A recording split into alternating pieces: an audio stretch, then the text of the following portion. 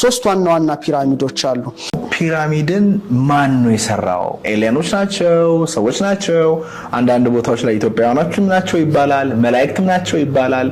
ማን ነው የሰራው ፒራሚድን? ሶስት ዋና ፒራሚዶች አሉ። በጣም ዝነኛ የሆኑ ፒራሚዶች ናቸው። በጣም ጥንታዊ የሆኑ ፒራሚዶች ናቸው። በተለይ ግን ሶስቱ በዋናነት ይጠቀሳሉ። የመጀመሪያው የጊዛ ፒራሚድ የሚባለው ነው፣ ወይም የኩፉ ፒራሚድ የሚል ስያሜ ተሰጥቶታል። እንግዲህ በጊዛ ውስጥ ካሉት ፒራሚዶች መካከል በጣም ትልቁ ነው የጊዛ ፒራሚድ ወይም የኩፉ ፒራሚድ ነው። ሁለተኛው የካፍሬ ፒራሚድ ነው። ካፍሬ እንግዲህ የፈርዖን ኩፉ ልጅ ነው። በሱ እንደተሰራ ነው የሚነገረው። በኋላ በማን ተሰራ እንዴት ተሰራ የሚለውን ብናየው እና ትንሽ ከታላቁ ፒራሚድ ወይም ከኩፉ ፒራሚድ አነስ ያለ ነው። ነገር ግን ከፍታ ቦታ ላይ የተገነባ ስለሆነ ከፍ ብሎ ይታያል። የመንካሬ ፒራሚድ ነው። ይሄ ደግሞ የኩፉ የልጅ ልጅ የሰራው ፒራሚድ ነው።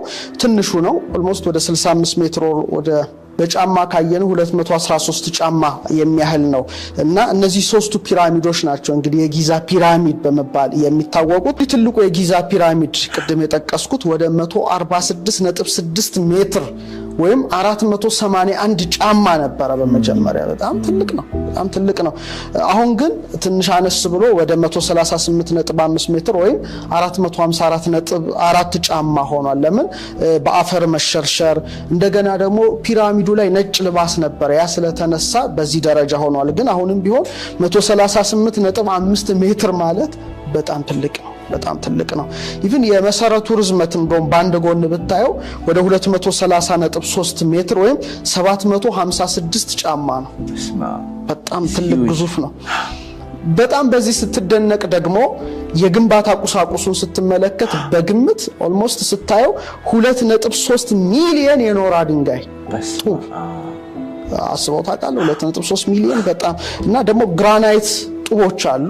ይሄ ብቻ ሳይሆን ኖራው ብቻ ሳይሆን ግራናይት ጡቦች አሉ። ቢያንስ ከ2.5 እስከ 15 ቶን አልፎም ተርፎ እስከ 80 ቶን የሚመዝኑ ናቸው። ይሄ ማለት እጅግ የሚገርም ነው። በዚህ ስትደነቅ ደግሞ ወደ ውስጥ ስትገባ መጀመሪያ በር ላለው ስትገባ በጣም ውስብስብ ነገር ነው የምታየው። ያ ደግሞ በጣም እስካሁን እንቆቅልሽ የሆኑ ነገሮችን ነው የምትመለከተው። አንደኛ የኪንግ ቻምበር የሚባለው የንጉስ እልፍኝ በሚለው በተረጉመው ጥሩ ነው። የንጉስ እልፍኝ አለ። የፈርዖን ኩፉ መቃብር ነው ይላሉ። ነገር ግን መሚው የለም እዛ ውስጥ። ስለዚህ አይደለም ኩፉ አልሰራውም ለሚሉት ያው መነሻ ሆኗቸዋል። ሁለተኛው የንግስቲቱ ቻምበር ነው፣ የንግስቲቱ እልፍኝ ነው። ምናልባት እዚህ ላይ የንግስት ክፍል ተብሎ ቢሰጠውም ግን ምሳሌያዊና መንፈሳዊ ሳይሆን አይቀርም ነው የሚባለው።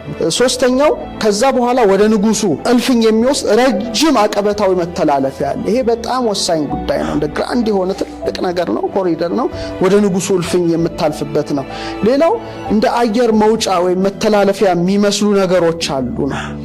በኋላ ላይ እናነሳቸዋለን። አሁን አንዳንዶቹ እንደ አየር መተላለፊያ ቢያዋቸውም ሌሎቹ ግን አይደለም። አላማቸው ከኃይል ጋር የተያያዙ የተሳሰሩ ናቸው ወደሚለው ሐሳብ ሄደዋል። ሌላው ግን እስካሁን ድረስ ለሳይንቲስቶች እንቆቅልሽ የሆኑ ነገሮች አዳዲስ መሳሪያ በተሰሩ ቁጥር መታየታቸው ነው። አሁን የራዳር ቴክኖሎጂም ሲሰፋ ከፒራሚዱ በታች ደግሞ ብዙ ነገሮች ታይተዋል። ምስጢራዊ ባዶ ቦታዎች ታይተዋል። የተለያዩ ቻምበሮች፣ እልፍኞች ታይተዋልና አሁን በምናየው ደረጃ ብቻ አይደለም፣ ከመሬትም በታች እጅግ ብዙ ነገር ይኖረዋል ወደሚል እሳቤ መጥቷልና አጠቃላይ የውጭ ገጽታውና የውስጥ ገጽታው በዚህ መልኩ ነው። ምናልባት በዝርዝር ያሉትን ሐሳብ ላስቀምጥ። አንደኛው የኩፉ ሰራው የሚል አለ። አራተኛው ዳይናስቲ ስርወ መንግስት ኩፉ ፈርዖን ኩፉ ነው የሰራው የሚባል አለ። ሁለተኛው ደግሞ ኤሊያኖች ከዚህ ዓለም ውጪ የሆኑ ፍጡራን መጥተው ሰሩት የሚሉ አሉ። ሶስተኛው ሄኖክ ራሱ ሰራው የሚል ሐሳብ አለ። ትንሽ ለህት ያለ ነው እናነሳዋለን። አራተኛው ደግሞ በእነ አትላንቲስ ዘመን ማለት ከጥፋቷ በፊት ከግብጽም በፊት ፒራሚዱ ግብጽ ሳትኖር ነው የኖረው ነው። በጣም የአትላንቲስ ሲቪላይዜሽን ከባድ ነው። በዛን ዘመን የነበሩ ሰሩት ይባላል እና ወደ 4 ወደ 5 ወደ 6 እይታዎች አሉ። እንግዲህ በዝርዝር ብናያቸው ደግሞ የበለጠ ወደ ውስጡ እንዋኛለን። የመጀመሪያዎቹ የሚያነሱት በተለይ ይሄ አርኪኦሎጂስቶቹ አሁን ባለው ሳይንስ ላይ ለምሳሌ ሙቪዎችን ተመልከት። በግብጽ ፒራሚድ አካባቢ የተሰሩ ፊልሞች ስትመለከት የጥንት ዕውቀት ያላቸው ሰዎችና ሳይንቲስቶች ሲጋጩ ነው የምታየው። እነዛ የጥንት ነገር ያነሳሉ ነው ይላሉ፣ ሳይንቲስቶች ደግሞ በፈርዖን የተሰራው ሌላ ዓላማ የለውም ይላሉ በኋላ ላይ የሚሉ ሙቪዎች ነው የምታየው። ይሄ እንግዲህ ያለውን ጉዳይ የሚያሳይ ነው ሙቪዎቹ ራሱ ሃሊውድ ላይ የሚሰሩት። እና መጀመሪያ የተሰራው በፈርዖን ኩፉ ዘመነ መንግስት ነው የሚለው የመጀመሪያው በተለይ በሜንስትሪሙ ሳይንስ ውስጥ ያሉ አርኪኦሎጂስቶቹ የሚያነሱት የቁፋሮ ባለሙያዎች የሚያነሱት ነው። አሁን ሄሮዶቱስ ስለዚህ ነገር ይጽፋል። በተለይ ሄሮዶቱስ ሴኩሉስ ፒራሚዶቹ ከጥፋቷ በኋላ በአራተኛው ስርወ መንግስት ማለትም 3700 ከክርስቶስ ልደት በፊት በፈርዖን ኩፉ የታነጹ ናቸውና በዛ ዘመን እንግዲህ የፒራሚድ ግንባታ በቃ የጎልደን ኤጅ ነው የሚለው ወርቃማው ዘመን ጎልደን ኢራ ነው እና ኩፉ በጣም በዚህ የተካነ በመሆኑ በሱ ስርወ መንግስት ጊዜ በሱ አዛዥነት የተሰራ ነው የሚል ነው። በተለይ ደግሞ ቅድም ያልኩ የሰራተኛ መንደር የሚለው ላይ ደግሞ ተጠቅሶ እንደ ሄት ኤልጉራብ ደግሞ በጣም በብዙ ሺዎች የሚቆጠሩ የሰለጠኑ ባለሙያዎች ነው ፒራሚዱን የሰሩት ነው የሚለው እና ንጉስ ኩፉ የሰለጠኑ ሰዎች አምጥቶ ነው ያሰራው ነው የመጀመሪያው መላምት እንጂ ስሌቭስ ባሪያዎች ሰሩት የሚባለው ነገር ተቀባይነት የለውም በሳይንሱ። እና ሰራተኞቹ ደሞዝ ይከፈላቸው ነበር ነው የሚሉት፣ ምግብ ይቀርብላቸው ነበር፣ ደግሞ በፈረቃ ነበር የሚሰሩት እና በጣም የተከበሩ ነበሩ። ሲያርፉም በክብር ነበር የሚቀበሩት እንጂ ባሮች ሆነው በግድ የሰሩት አይደለም ወደሚለው ነው የአርኪኦሎጂስቶቹ ውጤት የሚያሳየው። ሌላው እንደ ሄሮዶቱስ ወደ 100,000 ሰራተኞች እንደተሳተፉ ቢናገርም ይሄኛውን የሚደግፉ ግን ከ20,000 እስከ 30,000 ባለሙያዎች ነው የተሳተፉበት ወደሚለው ሐሳብ ነው የሄዱት እና መሐንዲሶች ናቸው ብዙዎቹ፣ የቅርጻ ቅርጽ ባለሙያዎች ናቸው፣ የድንጋይ ዕውቀት የነበራቸው ናቸው፣ አልፎ ተርፎ የላቀ ሂሳብ የማቴማቲክስ ዕውቀት የነበራቸው ናቸው፣ አስትሮኖመርስ ናቸው። እንግዲህ ሁሉም ተሳትፈዋል ነው የመጀመሪያው ሐሳብ ነው። ሎጂስቲኩም በጣም በበቂ መልኩ ይቀርብላቸው የነበሩ የሰለጠኑ ወደ 20,000 30,000 ሰዎችን ያነጹት በኩፉ ትዕዛዝ የሚል ነው እና ምን ተጠቅመዋል ነው የሚባለው ሲያንጹ አንደኛ የኖራ ድንጋይ ጡቦች ናቸው ይታያዋል ለዛ እና እያንዳንዳቸው ቢያንስ ከ2.5 እስከ 15 ቶን የሚጠጋ ነው። በአቅራቢያ ማለትም እዛው ጊዛ አካባቢ ያሉ የድንጋይ ማውጫዎች አሉና ከዛ ኖራውን ወደ ማጓጓዝ ፒራሚድ ወደሚገኝበት አድርገዋል ነው የመጀመሪያው መላምት ነው። ደግሞ እንደሚታወቀው ያው ኖራ ለስላሳ ነው አይደል? በጣም ለስላሳ ስለሆነ ለመፈልፈል ቅርጻ ቅርጹን ሰጥቶ ለማውጣት ደግሞ የመዳብ መሮዎችን የእንጨት መዶሻዎችን ተጠቅመዋል። አብዛኛው ጊዜ ፊልም ላይ ይታያል ይሄ ነገር። ሌላው የኖራ ድንጋይ ነው የተጠቀሙት። ይሄ ደግሞ ነጭ ፒራሚዱ ላይ አሁን ሙቪዎች ላይ አይታለ የጥንት ሙቪዎች ላይ ኢጂፕት ፒራሚድ ሲሰራ ከላይ ነጭ ልባስ ነበረው እና ያ ደግሞ የፀሐይ ብርሃንን እንደ መስታወት እንዲያንጸባርቅ ሆኖ የታነጸ ነበረ ከላይ እና በጣም የተወለወለ ነው። ብሩህ ነጭ ጠጠሮች ናቸውና ያ ፒራሚዱ ሙሉ በሙሉ ይሸፍነ የነበረ ነጭ ኖራ ድንጋይ ነውና በአባይ ወንዝ አካባቢ ቱራ ላይ ይፈለፈሉ የነበሩ ናቸው እነዚህ ድንጋዮች። በኋላ በመካከለኛው ዘመን ካይሮ ላይ በነበረው ግንባታ ከፒራሚዱ ላይ ተነስተው ሄደዋል የሚል ሐሳብ ነው። ሌላው ውስጥ ስትገባ ከባድ የሆኑ ግራናይቶች አሉ። ይሄ ደግሞ በጣም የሚገርም ነው እና እነዚህ ግራናይቶች በተለይ ለኢንቴሪየር የሆነው ክፍል ውስጥ በተለይ ቻምበሮቹ እልፍኞቹ የንጉሱ እልፍኝ ላይ ንግስቲቱ እልፍኝ ላይ የምታያቸው ነገሮች ናቸው ውስጥ ስትገባ እና 800 ኪሎ ሜትር ወይም 500 ማይልስ በአባይ ወንዝ በጎርፍ ምክንያት ነው በጀልባ እየተጓጓዘ የደረሰው ነው እና እያንዳንዱ ጡብ የግራናይቱ ኦልሞስት ከ25 እስከ 80 ቶን ይመዝናል። ሌላው ዶሎራይት በጣም ጠንካራ ድንጋይ ያለና ግራናይቱን ለመምታት እንደ መዶሻ ተጠቅመውበታል ነው የሚባለው። ሌላው አራተኛ ባዛልት ነው። ይሄ ደግሞ ያረፉ ፈርዖኖች ለሚቀመጡበት ለወለሉ ለመንገዶቹ ጥቅም የዋለ ሲሆን ይሄ ደግሞ ጠንካራ እሳተ ገሞራ አለት እንደማለት ነው። እሱን ሁሉ ተጠቅመዋል እና ከሩቅ ነው አጓጉዞ ያመጡት በተለይ ባዛልቱን ነው የሚል ይሄ መጀመሪያው ሐሳብ ነው። እና እንዴት ነው ያመጡት ነው የሚባለው ኦልሞስት እንግዲህ 2.3 ሚሊዮን ጡቦች አይደል ያልነው። እነዛ ጡቦችን በቀን እንግዲህ በአማካይ ወደ 800 ጡቦች ነበር የሚጓጓዘው። ሲያጓጉዙ ግን ብዙ አይነት ዘዴዎች ነው የተጠቀሙት። አንደኛ በመሬት ላይ በማንሸራተት ነው ያንሸራተቱ በማምጣት ወደዛ አካባቢ። በተለይ ደግሞ ለማንሸራተቻ ደግሞ ከእንጨት የተሰሩ ሸርተቴዎች ማንሸራተቻ ነገሮች ተጠቅመዋል። ሌላ ደግሞ የተጠረቡ ድንጋዮች፣ ሸክላዎች፣ ዱካዎች ከጊዛ አካባቢ ተገኝተዋል። ይሄ የሚያሳየው ምንድነው ሰራተኞች ጡቦችን ሲያጓጉዙበት የነበረው መንገድ ተብሎ ነው የሚታሰበው። ሌላው በጀልባ ነው የተጠቀሙት። ለምሳሌ የሜረር ፓፒረስ የአራተኛው ስርወ መንግስት የማስታወሻ ፓፒረስ ላይ የተጻፈው ምንድነው የኖራ ድንጋይን ከቱራ ወደ ጊዛ በፓፒረስ በእንጨት ጀልባዎች እያጓጓዙ ነበር የሚያመጡት። በተለይ በጣም ከፍተኛ ጎርፍ አባይና ግብጽ የተዋወቁ ናቸው። አባይ ራሱ ሰፊ ነገር ነው ለግብጽ ሲሰጥ የኖረውና ምን ይሆን ነበረ ጀልባውን በራሱ ጎርፉ ይዞት ወደዛ ያስገባዋል ነው እዛው አካባቢ ስለሆነ። ስለዚህ በቀላሉ ጡቦቹን ያስቀምጣሉ፣ ጎርፉ ይዞት ወደዛ ያመጣ ነበረ። በዚህ ምክንያት እንግዲህ ያው ፒራሚዱ ተሰራ በኩፉ የሚለው ነው እና በአጠቃላይ ለግንባታ ከ20 እስከ 27 ዓመት ፈጅቷል። ምክንያቱም የኩፉ የግዛት ዘመን ያን ወደ ኦልሞስት ወደ 27 ዘመናት ነው የመራው። አሁን ኩፉ ራሱ ማን ነው ወደሚባል ሲመጣ ደግሞ በተለይ ድሩሱላ ዱንጂ በጣም አጥንታለች ፒራሚዱን። የጥንት የኢትዮጵያውያንን ስልጣኔም ያጠናች ናት። አንድ ወንደርፉል ኢትዮጵያንስ የሚል አንድ ጥሩ መጽሐፍ አላት እና ምን ትላለች ኩፉ ኢትዮጵያዊ ጭምር አድርጋ ነው ጥናቱ ላይ ደግሞ ያቀረበችው። እንደው ምን ብላለች ቃል በቃል መጽሐፏ ላይ ማንበብ ይቻላል። አራተኛው ስርወ መንግስት ከ3700 ከክርስቶስ ልደት በፊት የነበረ ሲሆን በከርሰ ምድር ቁፋሮ የፈርዖን ኩፉ አስከሬን ማግኘት ተችሏል ካለች በኋላ ገጽታውን ፍጹም ኢትዮጵያዊ ነበር ነው የምትለው እሷ። እንግዲህ እንደዛ አድርጋ ነው ቃል በቃል ያሳፈረችው። መጽሐፏን ማንበብ ይቻላል።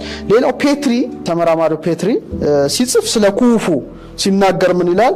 ስለዚህ ሰውን ሁሉ ሊገርም የሚችለው ፈርዖን ይላል በሰብዕናው ውስጥ ያለው ጥንካሬው ነበር ካለ በኋላ የመልክ ገጽታው ግብፃዊም አይመስልም፣ ግሪካዊም አይመስልም፣ ሮማዊም አይመስልም ይላል ያወጣዋል ማለት ነው። ሜርስ ደግሞ ስለዚህ ጉዳይ የጻፈውን ስናነብ ምን ይላል? የጥንት የጠዋት ሐውልቶች ነው የሚለው። በጣም ቀዳማውያን ሐውልቶች እና ፒራሚዶች የጥንታዊ ግብጽ ጥበባቸው ጫፍ ላይ መድረሱን የሚያሳይ ነው ካለ በኋላ የበርካቶቹ ቀዳሚ ፈርዖኖች ምስል ስንፈትሽ ፍጹም ኢትዮጵያውያን ሆነው እናገኛቸዋለን። የነዚህ የጥንት ነገስታት መልካም ሳያ ዛሬ ኢትዮጵያ በምትባል ሀገር እንደ ልብ ይገኛል ብሎ ነው የጻፈው።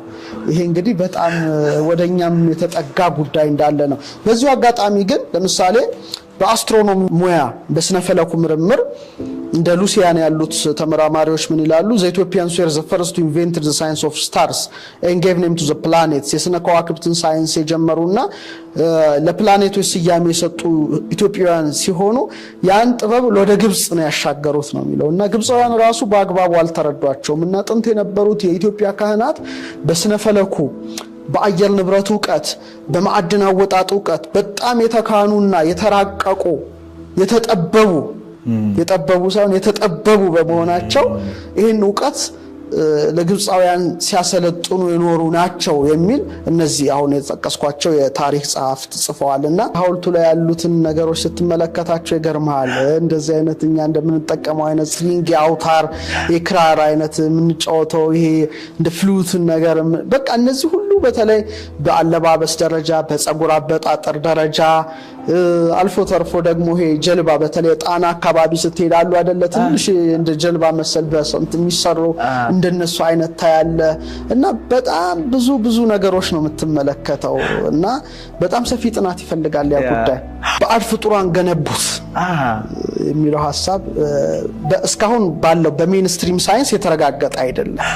ነገር ግን ባይረጋገጥም በብዙ ሚሊዮኖች የሚስማሙበትም ሐሳብ ነው። ስለዚህ እንደ አጥኚ ሁሉንም የሆነ ጽንፋት ረግጥም ልበሰፊ የሆነ ሁሉንም ማየት ይገባል።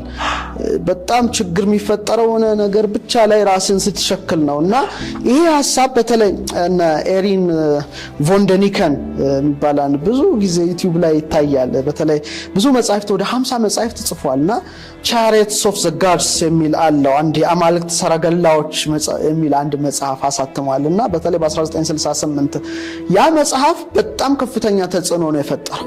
በተለይ ይሄን ጉዳይ ለሚያጠኑ ለሚመረምሩ ይልቁኑ ደግሞ በኤሊየን ጉዳይ ላይ ሰፊ ነገር ለሚተነትኑ ከፍተኛ ተጽዕኖ ፈጥሯል መጽሐፉ። በመሰረታዊ ነገሩ ለምንድነው ፒራሚዱን ባዕድ ፍጡራን ገነቧቸው የሚለው ሐሳብ የመጣው ሲባል አንደኛው የምህንድስናው እንቆቅልሽ ነው። አስበው እስቲ 2.3 ሚሊዮን የኖራ ድንጋዮች ከግራናይት የተሰሩ ጡቦች አንዳንዶቹ የግራናይት ጡቦች እስከ 80 ቶን ከመዘኑ እንዴት ሰዎች ይህንን ነገር ሊሰሩት ይችላሉ? በዛ ዘመን ባለው ቴክኖሎጂ 2.3 ሚሊዮን በጣም ብዙ ነው። ስለዚህ ይሄ ነገር በፍጹም በሰው ልጅ ሊሰራ አይችልም ያሉ አሉ። ሌላው ደግሞ አቅጣጫዎቹን ስትመለከት ምስራቅ፣ ምዕራብ፣ ሰሜን፣ ደቡብን በደንብ አካቶ በኋላ እናየዋለን። አሁን ባለው ቴክኖሎጂ እንኳን ያስቸግራል። ትክክለኛ ልኬት ላይ ነው እንትን ያለው ትንሽ ኦልሞስት በ5 አርክ ሚኒት ነው እንጂ ሰሜናዊ ጎኑ ኦልሞስት 360 ዲግሪ ነው። ሁሉም ፐርፌክት ነው። ታዲያ እንዴት ሊሆን ቻለ? አሁን ባለው ሞደርን ቴክኖሎጂ እንደው ተሰራ ቢባል ኦኬ ሊያስኬድ ይችላል። ያኔ በዛ ደረጃ እንዴት ሆነ? ስለዚህ አሁን ካሉት የቅየሳ መሳሪያዎች በጣም አሁን ከሚሰሩት ከብዙ ህንጻዎች አላይመንት የተሻለ ነው። ስለዚህ ኤክስትራቴሬስትሪያልስ ከዚህ ዓለም ውጪ የሆኑት ባዕድ ፍጡራን ሰሩት የሚል ሁለተኛው ሐሳብ ነው። ሌላው ጥንታዊ ጽሑፎችን አስረጃ አድርገው ያቀርባሉ። ለምሳሌ መጽሐፈ ሄኖክ የሚገርመው ለዚህ ሁሉ ጥናት የሚቀርብ ነው እና በጣም ይገርመኛል። በጣም ትልቅና የከበረ መጽሐፍ ነው። በተለይ በሱ መጽሐፍ ላይ የተለያዩ ሐሳቦች ቢኖሩም ከሰማይ የወረዱ እንዳሉ ይጽፋል። መላእክት ናቸው የሚሉ አሉ፣ ደቂቀ ሴት ናቸው የሚሉ አሉ፣ ስጋ እንዲለብሱ የተደረጉ መላእክት ናቸው የሚሉ አሉ። እዛ ውስጥ አንገባም፣ ምክንያቱም ብቻውን የኔፍሊም ጉዳይ ስለሚነሳ። ግን 200 ወርደው ለሰው ልጅ መገለጽ የሌለበትን የረቀቀ ጥበብ አስተምረዋል ነው ከጥፋት ውሃ በፊት። ያ ጥበብ ማለት የከዋክብት ዕውቀት ነው፣ የመዳብ ይሄ አጠቃላይ አሁን ባለው ሞደርን ቴክኖሎጂ ላይ ሁላችንም እንጠቀምበትን አሁን ኦሬዲ እዛ ውስጥ ነው። ከዋክብቱም ጥናት አለ፣ ሳተላይት ሁሉም ነገር አለ አሁን እና ያን ጊዜ ያን ነገር ሰተው ነበር ነው የሚሉት። ሄኖክን ነው አብነት አድርገው። ስለዚህ በዛ ጥበብ የተሰሩ ነገሮች ናቸው ወደሚለው ሐሳቤ ነው የሄዱት። ለምሳሌ በኢጂፕትም እንደ ቶት እንደ ኦሳይረስ እንደ አማልክት ያዋቸዋል፣ ግን ከላይ የወረዱ አድርገው ነው የሚያዋቸው። ስለዚህ ይሄ ነገር ትውፊቱ በሄኖክ ብቻ አይደለም የተጻፈው፣ ዓለም አቀፍ ጉዳይ ነው። ለምሳሌ የጥፋት ውሃ ጉዳይ በሁሉም ዓለም ታሪክ ውስጥ ታገኘዋለህ። ከላይ ደግሞ የወረዱ ነበሩ የሚለው በመላው ዓለም ውስጥ ታገኘዋለህ። ለምሳሌ በሱሜሪያንስ የሱሜር ታብሌቶች ብዙ ጡቦች አሉ፣ ብዙ ነገር ተጽፎባቸዋል። ህንድ ለምሳሌ በህንድም ታገኘዋለህ ይህን ታሪክ። ለምሳሌ ቻሪየትስ ኦፍ ፋየር የእሳት የሆኑ ሰረገላዎች፣ መንኮራኩሮች በቪማናስ ምናምን የሚባሉ አሁን ድረስ ይታያሉ። በጽሁፎቻቸው በታሪክ ሰነዶቻቸው ላይ ተጽፈዋል። ስለ እሳት ሰረገላ ይጽፋሉ። ከሰማይ ስለወረዱ የተለያዩ ፍጡራን በታሪክ ደረጃ ጽፈዋል። ስለዚህ ይሄ ነገር ዓለም አቀፍ እውነት ነው እና የግብፅን ፒራሚድ ከዛ የወጣ አይደለም። በባዕድ ፍጡራን በእኛ በኢትዮጵያ ሊቃውንት ካለ ፍጥረት ነው በነዛ የተገነቡ ናቸው ወደሚል ዓለም አቀፍ እሳቤ ራሱ አንዱ ትልቁ ኦልሞስት ቢሊየንስ ሊስማማበት ይችላል። በዚህ ጉዳይ አሁን 8 ቢሊየን ደርሰናል ማለት ነው። ከኢትዮጵያ ጸሐፍት በሕይወተ ሥጋ ከሌሉ ስለነዚህ ጉዳይ ጻፉ 2 ጸሐፍትን ማንሳት ፈልጋለሁ። ሁለቱም የሚስማሙት ይሄንን ነው፣ ኤሊያኖች ሰሩት የሚል ነው። አንደኛው አባ ተስፋ ስላሴ ሞገስ ያው በሕይወተ ሥጋ የሉ፣ በተወሰኑ ቪዲዮቻቸው ዩቲዩብ ላይ ይገኛሉ። በሕይወተ ሥጋ ሳሉ የተወሰነ ቀን ራሳቸው ጠርተው አውርተን ነበርና በዚህም ጉዳይ አንድ አውርተን እንደነበር አስታውሳለሁ። እሳቸው ምንድነው የሚሉት ከማርስ የመጡ ናቸው ነው የሚሉት በሳቸው እይታ ነውና ጽፈውታል መጽሐፋቸውም ላይና ቅዱስ ማርቆስ ኢትዮጵያዊ ነው የሚለው መጽሐፍ ላይ ሩሃኒያ የሚባሉ መናፍስት ናቸው ነው የሰሩት ነው የሚሉት። እሳቸው እንደውም በጎ መላእክት የሰሯቸው ፒራሚዶች አሉ፣ ክፉዎችም የሰሯቸው እንደ ኃይል መወጣጫ አድርገው ነው ያዩዋቸው ማለት ነውና እሳቸው በዚህ ዙሪያ ይስማማሉ።